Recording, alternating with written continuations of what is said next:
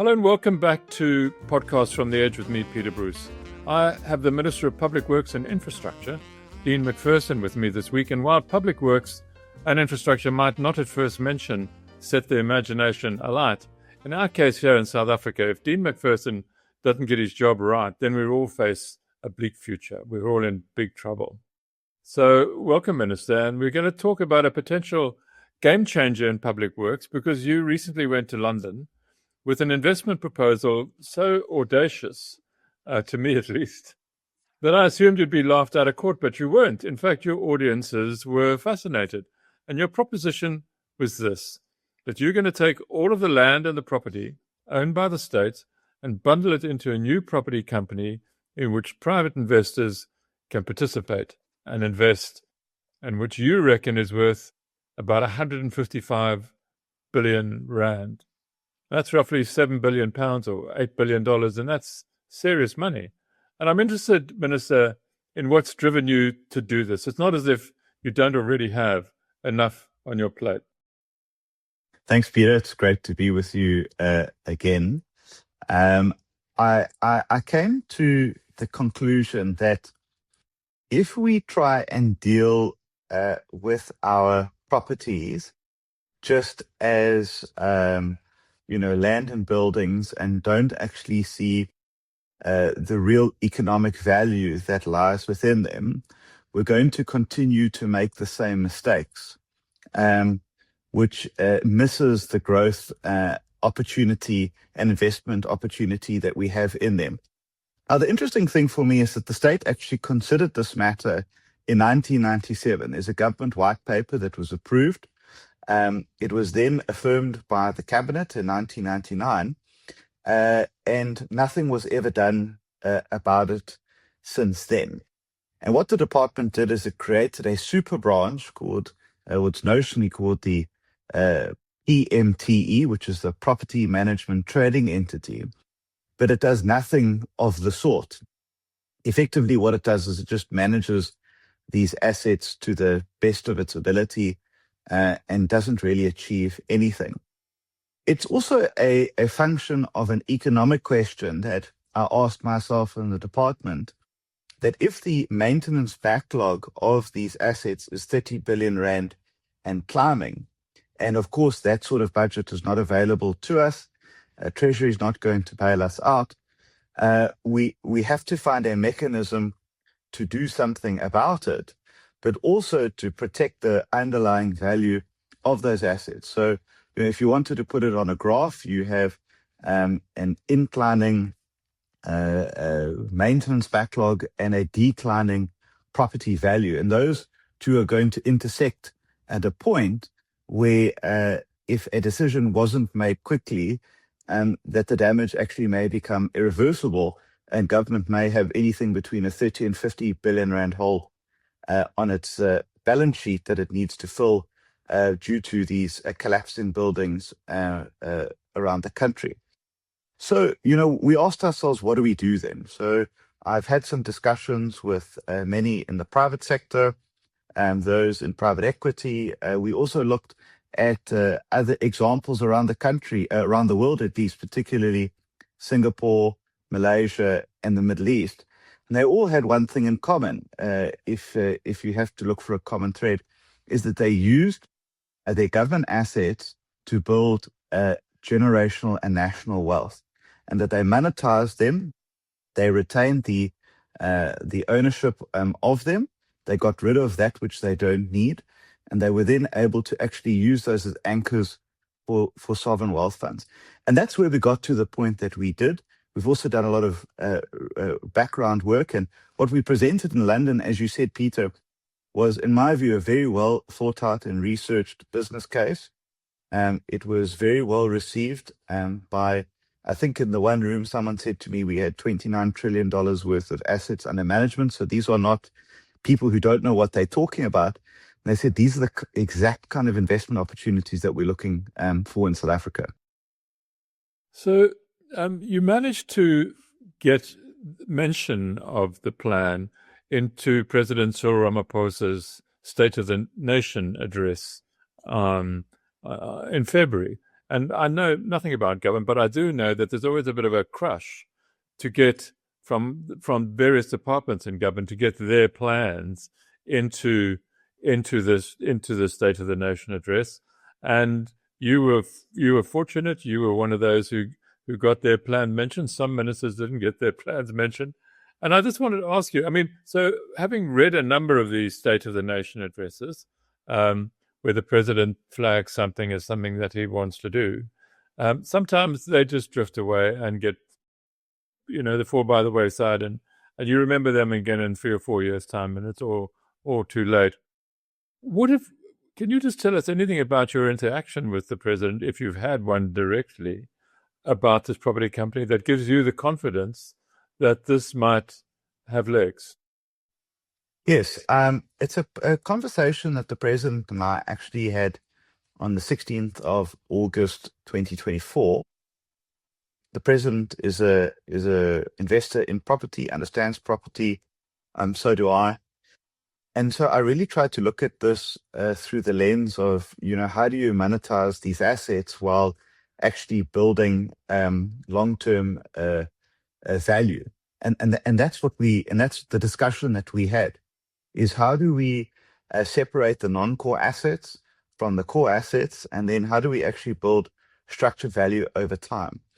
And so he gave me a couple of ideas. I discussed some of my ideas, and it was really that engagement. It was a fairly lengthy engagement that then we started working out how we would put this together. Because what I wanted to be very clear of is that I didn't want the president to go to the State of the Nation and say, I have this idea, and then, as you said, some of these things never come to fruition. That's just not how I operate. Is that I wanted something that I knew that he could say, that he could talk about, that he could sort of maybe just, sort of dip his toe in the water, and that we would then expand on.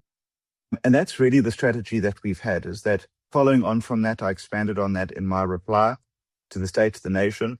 We then had a very clear business case that was then ready to be advanced, and then that fitted in nicely with our visit to the JSE Macroeconomic Summit in London, and we are now at the point where we are finalizing the acquisition of a program director who will now actually take this forward for us. So very exciting, and we're making good strides. But for us, Peter, we have to show substantial progress. So we've put some big markers on the ground to say what things need to look like in 24 months' time, but at the same time be able to actually get some of these projects moving at the same time.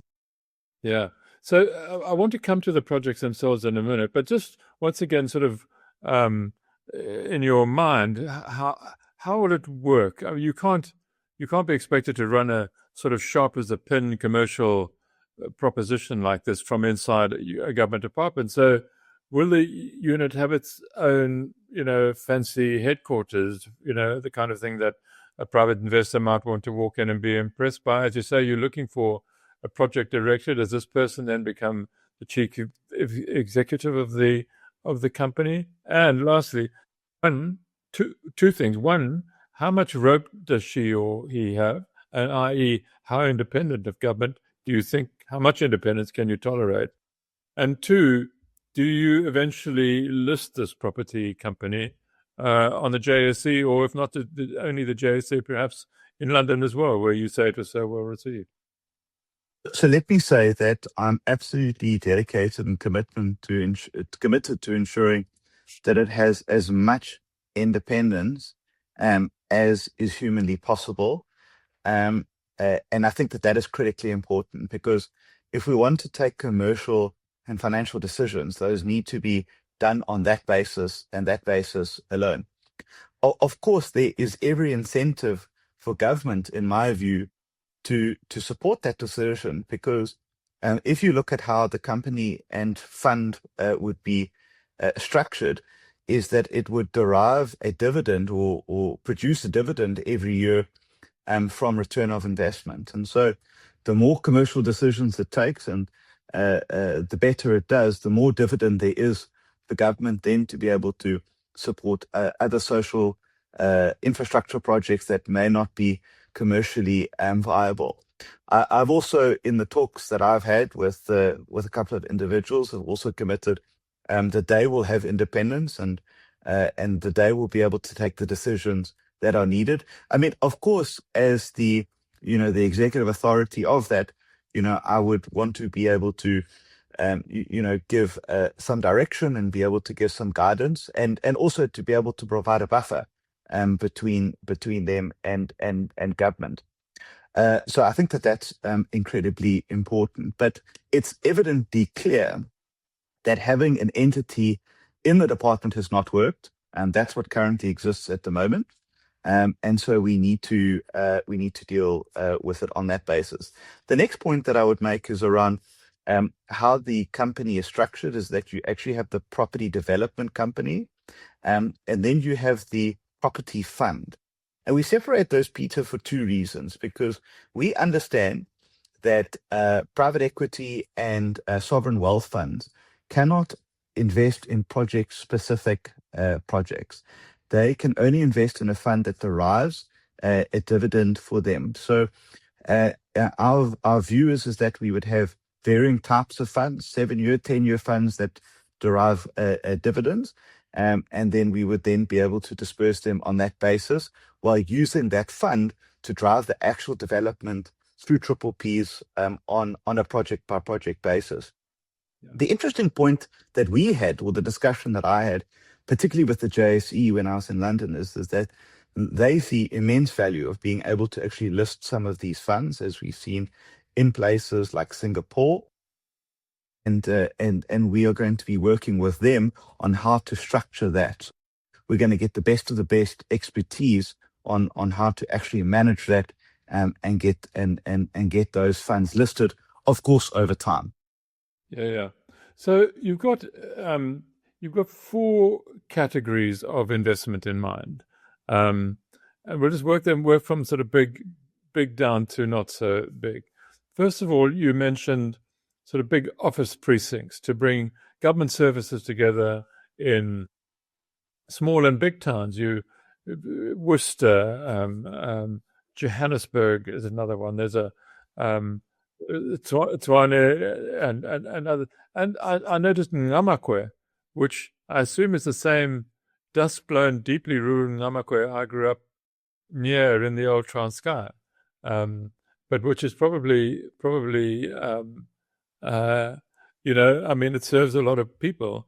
So what these big developments, you're basically grouping government services, right? Be they, the home affairs, social grants, what police sometimes. These are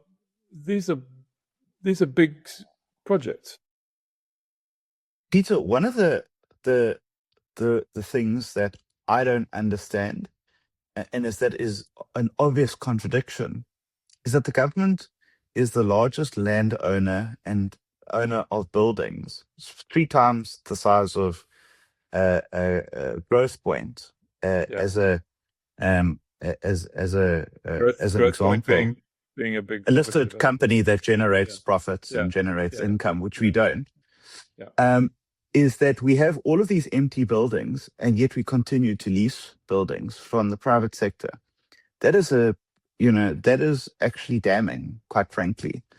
And so what we say is that we think that being the landlord and being the one that signs leases, that we're in a unique position to drive these government entities into specified precincts. So we actually guarantee the tenants and rental for those, which is an amazing proposition for developers to come and develop those government precincts. To say, we'll put in the asset for no cost. We'll retain the ownership of it. We'll put it out to a 50-year or 99-year development lease. We'll guarantee you the clientele for this amount of square meters and this rate per square meter. And then what you want to do on top of that is up to you. And when we look at Tshwane, and the government precincts have been spoken about for a long time, there's cabinet decisions that departments must be in the capital, which makes sense. Just that project, phase one, is 30 billion rand, and we can save 400 million rand a year in 35 cancelled leases. So that makes sense to us. And while I appreciate that many, like Minister Schreiber, is driving home affairs at home, as he would call it, there will always be a need and a requirement for government departments to be located in buildings. And it's about how do you do that smartly and cleverly. I was in Johannesburg last week, and we are building the first high-rise building in the city center for 20 years. And it's going to house the deeds office, where we will not have leases there, very expensive leases. And that is right next to the court where all of those transfers take place. The building is being outfitted so that it is able to digitize its records and so on. And that makes sense. So you actually take where the deeds office is, you locate it to another government service, you're able to drive inner city regeneration, you're able to bring lawyers and all of the other associated services that are around that closer. And I think that that's a smart strategy, just from being able to offer quicker government services, but also able to offer value for money to the taxpayer in how we spend their money on these services. So a couple of things come to mind. First of all, you're talking about taking out of the property market a lot of rent in order to reallocate it to the properties that you and I are going to develop. Does that damage the property market in any way? In other words, are you taking, I don't know how much money you mentioned, was it 30 billion rand of rent being paid, which will no longer go to those property owners? What are they expected to, what will happen to those buildings? Well, it's actually it's actually 6 billion a year that we pay on leases. Okay. And let me say that there's two things that are evident there. The first one is the analysis that we've done, is that we probably pay between 17 and 34% over market value for some of these leases. So we're in leases that are very expensive and are clearly not value for money. It's also clear, Peter, that we're not going to cancel all of those leases all at once. It's a phased approach. And even if we were to save 50% on those lease costs, that's 3 billion rand a year into our own assets that actually accumulate value over time. So I think that that's important. I've had a very interesting discussion with a listed property company that have been an immense resource to us. And I said, if we get this right, what is your view? And they said, well, it would probably double their share price, because it would take all of this undervalued, underdeveloped commercial space across the country and actually give it a value. And that's good for their property portfolio and anyone's property portfolio. So we actually see it differently. We think that we would actually add value to the property sector as opposed to undercut it. And presumably, as the state would guarantee the rentals or payment of the rent for the buildings that are now fall under your plan, if the Department of Land Affairs or whatever it might be is now in building X, you would guarantee to an investor that rent would be paid, right? Is that a gilt-edged promise? Is the state put its name and does the state put itself behind the rentals? Well, obviously, when we create these public-private partnerships, let's say on a government precinct or on a specific building, we'd be obviously very clear about what our intentions are and what we expect. So if the building is 10,000 square meters, as an example of commercial space, government might say, well, we need 5,000 for these two departments, and the balance of the 5,000 is for yourself. It would be this department and this would be the guaranteed rental per square meter that we'd be able to pay. The key thing is this, and I think that we mustn't get away from this. What we are saying is that we aren't a lot of people have said, well, why don't you just sell everything? I mean, that's an option. I think that if you had to put 155 billion rand into the property market, you'd probably collapse it, because you would just have this extreme oversupply. But what we are saying is that we will retain the ownership of key assets, and we would then put those in for effectively zero cost. So you're actually lowering the cost of these developments, as opposed to saying, well, we want 100 or 200 million rand for the asset, and it might never actually take off. Yeah. I also want to make this point, Peter, because I think it's important. The state can't own everything and it can't sell everything. There's got to be a balance between, what can it actually monetize and what can it actually derive value from versus what it doesn't need. So how can we cut down on maintenance? How can we cut down on security costs, operational costs, rates and taxes, all that sort of thing? So we've identified around 1,600 properties already that we can dispose of. And we're pushing ahead with that. And we can generate some money at least then to also operationalize our project. Yeah. Probably also worth just saying for people who don't know South Africa that well, that there is a degree of corruption in the fact that government departments rent space in buildings other than the ones which they own.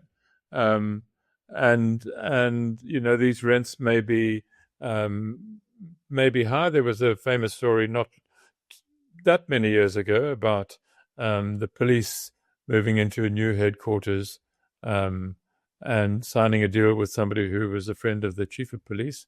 So these things would become impossible once you form this company, I presume. Absolutely. It really astounds me as to some of the rental costs that we seek to pay. I instituted a new system when I was appointed minister that I can't sign leases, but I can provide concurrence for them. And I just asked a couple of simple questions: market analysis, comparative prices per square meter, and so on. And I'll never forget, I got a price per square meter for a commercial building in Polokwane. Now, I have nothing against Polokwane. It's a lovely place. But 150 rand a square meter for Polokwane is not realizable or justifiable. I mean, those are Santon sort of prices. Yeah. And it just goes to show that, that there's a lot of money to be made in this. In fact, we've taken severe action against officials in that space for cooking the books with landlords. And often, Peter, people would use those contracts. So they would sign a lease agreement with us without even owning the building. They would then go and get finance, use that as sort of a guaranteed income, and then buy the building after we had signed a lease with them. It was mad. Yeah. So let's just move on to the other kinds of investment. So the government precincts are they're big and they're going to be useful to the public and help contain costs in government. And then you have also a group, and mainly in the Western Cape, of small harbour developments in places like Hart Bay near Cape Town, Gansbaai near Hermanus, and other mainly Western Cape locations, some of which really look quite exciting. I think the development planned at Hart Bay is of the order of about 12 billion rand. These look like real propositions. I know for a fact, because I live not very far from Gansbaai, that in anticipation of the harbour being expanded or modernized, property prices in Gansbaai have become absurd. And people are paying many millions of rands for very, very simple and basic, face brick houses. So it already is having an effect, and certainly in the Cape, in these locations, I get the investment proposition. Well, lucky it's a little bit further down the road from yourself in Stanford, So hopefully you'll be spared that property inflation. But we are very excited about that prospect, Peter, because those harbors are owned fully by us, and they have the most immense potential. And they've just been left to rot. And actually, when you stand on the quay of Hout Bay Harbor, and I said this to someone the other day when I was at the V&A, the added advantage that you will have at Hout Bay is that you will get the ocean and a mountain. When you're at the V&A, all you do is look at the ocean and you have to turn around to look at the mountain. So there is immense underlying value to these precincts. And I have no doubt that the investment opportunity for that is going to be immense. But I've also said this, Peter, that they cannot just become commercial entities on their own. We've got to protect and respect the fishing heritage that exists in those precincts. So fishing will be a very big part of it. Yeah. We've also said that all of those that have existing leases will be given first preference and have sort of a period that they are able to have a subsidized a rental. And that's the real power of being able to retain the ownership of those assets, is that you can determine what it is that you want to get out of it. So, of course, we want strong residential, we want strong commercial and retail there, but we also want to maintain fishing. We also want to maintain those sort of community operators that are there. And then we also want to be able to have inclusionary housing as well in some of those. And we've made that very clear. And how do we benefit the community of Hungberg, which is behind Hout Bay? Saldanha is also a very exciting prospect for us. And we have, everyone is really knocking on our door on those projects because they are so exciting. There's a clear investment case for them. We've actually appointed project managers already for the program. So we're making some very good progress on getting those project proposals ready for bids. So that's the small harbors. Then there's another element, and are these? I'm not sure whether these break down into specific funds or how they eventually are to be made investable. But you're also are talking about large tracts of land, which are available to you, upon which you can build housing or estates. Talk to me a little bit about that. I know there are a couple of military airports in Cape Town, Youngsfield, I think, and there was one or two others. You can build a lot of houses on there. I mean, you're talking about quite a couple of 100 hectares. These are big properties. Peter, last Friday I spoke at a conference, and I said that South Africa needs to make up its mind. It either wants to maintain these large open tracts of land that are subject to invasion, that are subject to dumping and all sorts of other things, and whether those be military bases that are not really used. And it strikes me as odd that the city of Cape Town has 5 military bases located in it. I think it must be one of the only cities in the world that has that. And I'm not aware of any national security threats towards Cape Town, at least, that requires that sort of land. Or we must, sort of be happy with these informal settlements that we see along the N2 between the airport and the city center. And for my mind, I think that the case is clear that we can definitely use Wingsfield and Youngfield to be developed. And Rudy Dix from the PMO and the Presidency Office is very supportive of putting those two pieces of land into their new housing structure, where they basically guarantee a rental subsidy per house, which they will transfer to the private sector to develop on that basis. And if we can do that, and we can create incredible mixed use areas for that land, again, you can have some retail, you can have some sort of middle income housing, low income housing, it absolutely makes sense. And why does it make sense? Because you have two massive pieces of uninterrupted land that we don't have to charge a cent for. So just there, you can lower the cost per unit just by putting those in. We're also doing a pilot. We're going to do a pilot project also with them in the city of Johannesburg. We're going to put one of our buildings into that mix for mixed-use housing developments, and that's about using the state's assets for public good, and we think that is incredibly important. And again, to the private sector, you're signaling to them, we're going to put in the asset, so we're going to do this deal with you.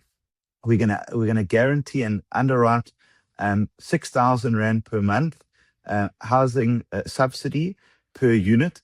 The rest is over to you, and we think that there's immense opportunity there.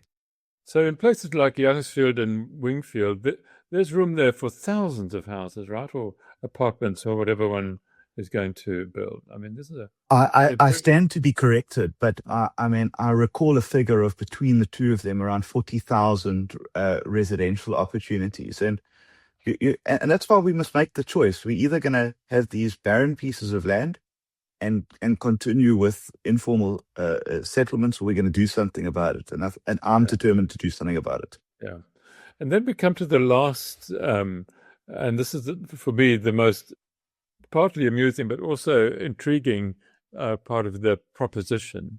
It's what you call your operational portfolio, and from as I understand, what the documentation you've already made public, it consists entirely of about 884 police stations. Everybody knows what a dreadful state most of our police stations have fallen into, but you seem to be suggesting that there may actually be an investment proposition. How would that work? Absolutely. And you also forgot the union buildings in Parliament as well as in there as well. Yeah. And what we're saying, Peter, is we're saying that that again, the state pays to be in those buildings. So why not use that as a opportunity to say to the private sector to maintain those buildings or develop new buildings that you have an underlying contribution towards. We're also saying that there's opportunities for the company to cross-subsidize some of those redevelopments, some of that maintenance, particularly for the union buildings. It strikes me the union buildings is the most beautiful building in this country, and walking around it is just breathtaking, but the maintenance is not where it should be. So, deriving that dividend and running that commercial entity is so important, so that you can use that and cross-subsidize into those police stations, into the National Assembly, into the union buildings, so that they don't become the drain on the fiscus that they currently are. And then so of all this project, and it's huge, and you're talking of timelines up to 10 years, and you're probably not going to be the Minister of Public Works for the next 10 years, much as you might be enjoying the job. What's going to be the most difficult, do you think? I mean, what do you anticipate will be the hardest nuts to crack? I think that showing proof of concept, and that's why we're not pushing the boat on that. We're picking a couple of projects to show that it can work, and we said we're going to do two things at the same time. One, we're going to build the entity, and two, we're going to show that proof of concept. And so by the time we get to 1 or 2 years' time, those assets will then be able to transfer immediately into the entity. I think that being able to deal with skepticism is important. And granted that, South Africa doesn't have a great track record of doing things like this. So I appreciate that that's a tough nut to crack. Also being able to, guard the independence of the entity and the project director is really important to me. But I think that there's good examples where that has been done and how successful it is. Some people say, well, this is not a great idea. I said, well, also doing nothing is not a great idea. So, we have to do something, or else we're going to end up in a lot of trouble soon. Just And I think, talk to me. sorry, and I think, Yeah, okay. and then I think thirdly is being able to show those results. So, 1, 2, and 3 actually are all intrinsically linked. And if you can do that in 12 to 20 more months' time, I think that we would have broken the back of that Yeah. dart. Just talk to me briefly about the program director, or not the program, sorry, it's a very South African word, about the project director. What are you looking for? Who are you going to get? I mean, without naming them, what are we talking here? Very experienced person in property management or in property investment, what development? We're looking for someone who is just absolutely determined to do this. First of all, they've got to be 100% committed to the vision. Secondly, they've got to be a systems person. This actually is going to come down to systems. I think often we make the mistake that that you have to be this or that, to make it in a certain industry. For me, I actually believe, in systems, and being able to build that systems guarantees success. And I think that's thirdly someone that the public is going to look at and say, you know what, this is a serious entity, and they wouldn't be putting their name behind this if they didn't believe in it. And I So think you that found, also deals with the right, doubts. okay. And this person presumably will be a South African. Yes. I would prefer them to be a South African, to understand how government works, to understand how the private sector works. Yeah, Is going to be preferable. right. And so as you come to the point where you're now saying to various departments, okay, you've got to move, we want you to move from where you are now and move into this new precinct, that we start planning all of that, you will come across some resistance. And I just wonder, you are going to need the very strong political support of the president. And this is all going to be happening, will be quite intense by the time the 2029 national elections come around. You don't have much choice, I know this, but how confident are you that you're going to get the support you need? I am under no illusion that things in government change. I've been around for nearly 2 years, and I've seen that myself. So, Yeah. but I am confident that I do have the support of those that I need the support of, and there are multiple people. And also the other thing, Peter, is that we mustn't underestimate that that investors want this. So you've got a push Yeah. pull, Yeah. both within government and both within the private sector, Yeah. as well. And that's why I'm being blunt around what are the risks, but what are the choices of not doing anything. And I make the point around military bases that we don't use, or informal sectors. I mean, it's very easy. So it's not going to be easy. Nothing in government is easy. And if it was easy, it probably would have been set up in 1999 when it was first discussed. But I do think that the landscape is different then. I think that the market is different today. And I think with enough pushing, we can get across the line. So just so I perfectly understand this, you are talking about property and land owned by the national government, not by municipalities or provinces. Is that right? That's correct. It's only that which Okay. falls under the Okay. Department And of then, Public Works and Infrastructure. But there is opportunities, I think, in time to come that, we can, when we are putting structured deals together, there's no reason why Transnet can't put an asset into that, yeah, and we can create a joint venture, yeah, or, okay. anything. So I think that the possibilities are open as we go along. Yeah, yeah. And so the other, the larger government holding in land, which I think is at 5 million hectares. It's a massive amount of. That's not part of this project, right? I mean, that's going. We should be starting getting people to farm that land or whatever it might be, but you're not putting that into this investment proposition. I think what we've said, to be very clear, is we want to take those assets that we know we can generate investment on. Okay. Now, it may be so that there is a piece of land next door to you that is owned by us, and it might be worth a million rand or so, but Yeah. that's not going to be commercially viable Yeah. for an investment case. So on that basis, we would dispose it, or we would send it to another department. Maybe your local municipality Yeah. may want to use it. So it's really based on how we can attract and drive investment, Yeah. Okay. and it's on a case by case basis. It's not Right. on a Yeah. it's but just those projects that you've seen in the business case. I mean, that's 155 billion rand just on that score. Yeah. That's not even including Yeah. the vast tracts of land as well. Yeah. Yeah.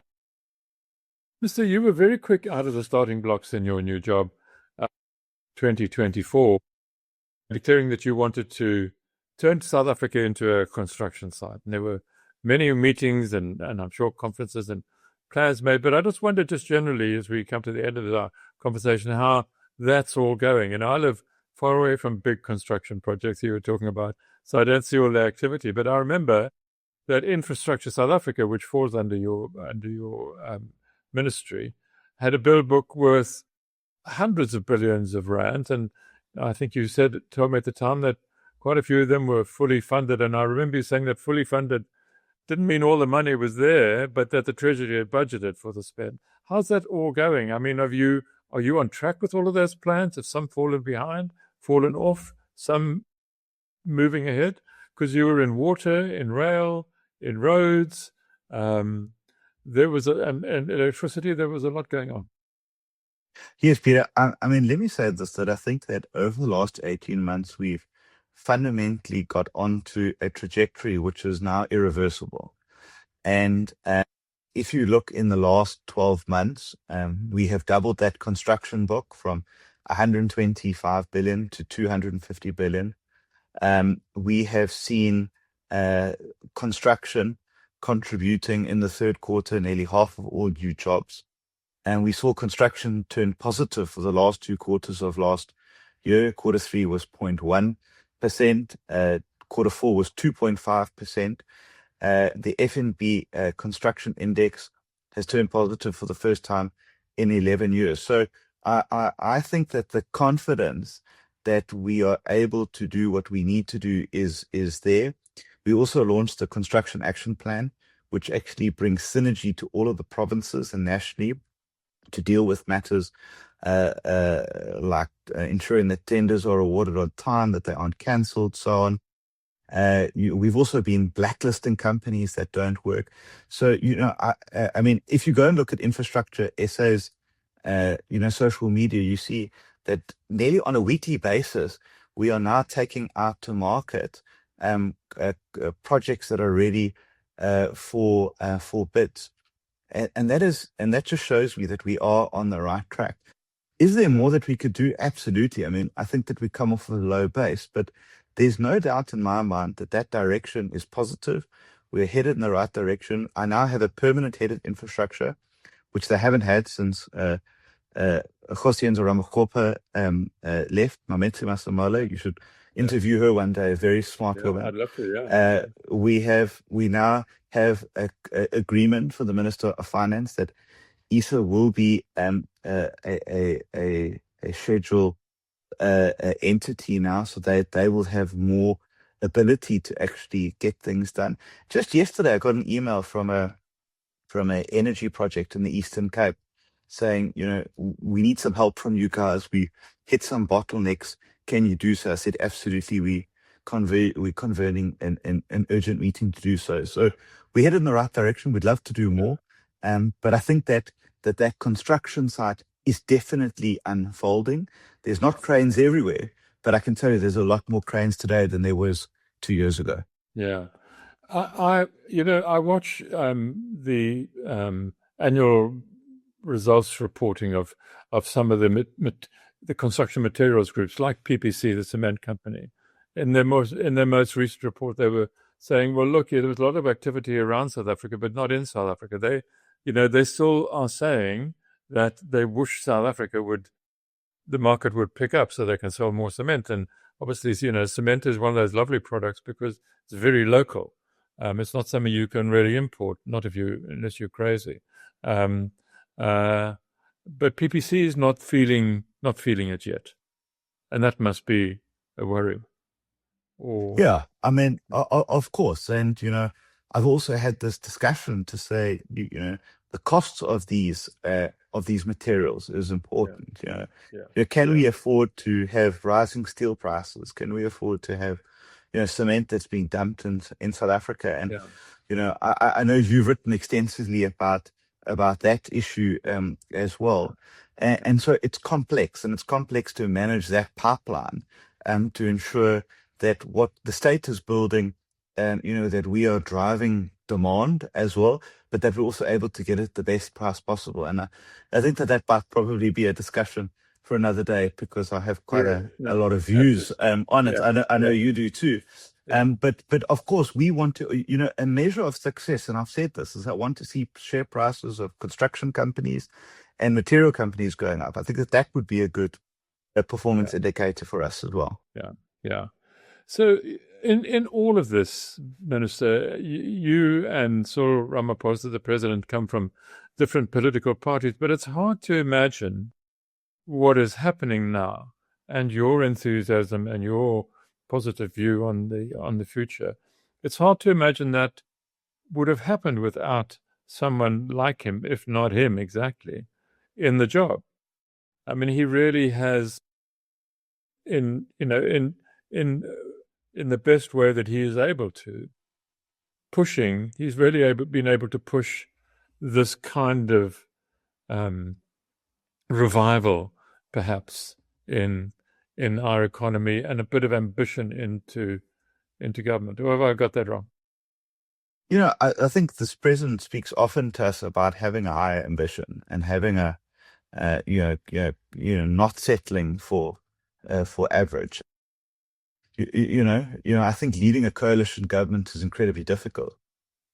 And, I've certainly appreciated his support that he's given me. I've also, appreciated the support of my colleagues around me, and where we don't see eye to eye, we are able to, maybe sit down behind the quiet of the door that not many people see, and try and have these things out. And, maybe in South Africa, we love a bit of, theatre and argy-bargy, but, sometimes that's not necessary to get things done. And maybe people miss that point of what goes on in this government. But that's not to say that it's all sort of roses and milk tart. It's it can be difficult, and there are times that we that we disagree. But I think being able to do so collegially is important. Yesterday I was at the golf at Tshwane City. I saw you, and it was phenomenal. We must never underestimate how many people want this country to work, how patriotic people are to make this country work. And I think that sometimes political parties might miss that on both sides of the aisle, and that they miss that patriotism and that deep love that people have for this country to make it work. Yeah. Last question, have you been surprised, though, about how slow it all can be and how complex? How do you deal with that? I always remember as a boy, in my real early years, 1965, still at school, as a boy living in Umtata, and my father, who was a building contractor there, speaking very excitedly about a dam that was going to be built on the Imzimvubu. I know what you're gonna. I knew you were gonna pick that up, and would hopefully bring some small businesses. Well, anyway, that same dam is still on your to-do list today. The president keeps talking about it. He says, "I've been in office for like 10 years, and we're still talking about the Imzimvubu dam." There's a great thing that I've come up with in government. It's called "Hurry Up and Wait." Yeah, and it is frustrating. And I really think that, government does no favors by the amount of time that it takes to get anything done. And I've also come to the conclusion that there's a lot of people invested in something not happening. as well. So there's a lot of people who delay, frustrate processes, and that's also equally unacceptable. And I do think that while we talk about a Marshall Plan for the economy, I think we need a Marshall Plan for process to speed up processes and just to cut through things. But I also understand that there's no real incentive to do so, because every decision you take is challenged nonstop. And so sometimes people say, you know what, it's easier in my life not to make a decision, because then I don't have to fill in 100 forms. I don't have to have the public protector breathing down my neck. I don't have to appear before a court. And that is perverse, actually. So we've got to try and find a middle ground that we can protect process, we can, ensure that we do things correctly, but that we're able to get it done a hell of a lot more quickly than we do at the moment. Well, I mean, you've only got to look at a couple of episodes of that famous old British TV program, Yes, Minister, to realize, no matter how amusing it was, to realize what role a highly professional public service or civil service can play. Even if, whether it's to block you or to make your way forward easier, they sort that out in their own club. And at least if you're the minister, you come up against something you can't move, you try something different. You take their advice, but we are not quite there yet. And it must be exhausting. So we thank you for your service, Minister Dean Macpherson. We'll have to end it there. And thank you for generously giving me some of your time, and good luck with the property project. Thank you all for listening. I'll be back soon with another edition of Podcasts from the Edge. Until then, take care and be safe. Bye-bye.